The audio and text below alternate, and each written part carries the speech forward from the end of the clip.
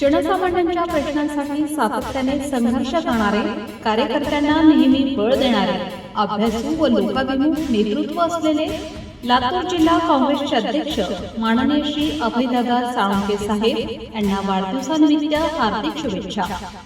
आपणास निरोगी दीर्घायुष्य लाभो, तसेच सामाजिक, राजकीय आणि जनसेवेच्या कार्यात उत्तरोत्तर यश मिळो हीच ईश्वरचरणी प्रार्थना। वाढदिवसाच्या मनपूर्वक शुभेच्छा।